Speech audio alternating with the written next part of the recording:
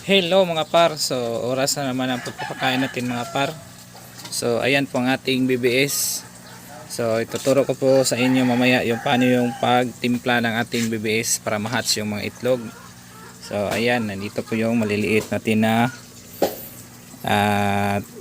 tetra fry. So ayan, napakaliit nila. So papakainin natin sila ng live food yung BBS dahil hirap talaga maghanap ngayon ng yung mga dapnia or yung nasa mga kanal-kanal.